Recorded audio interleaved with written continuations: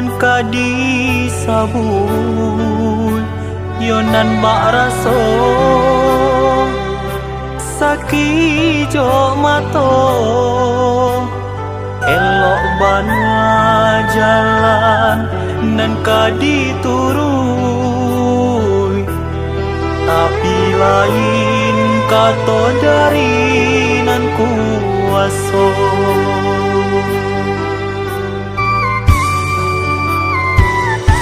harato dape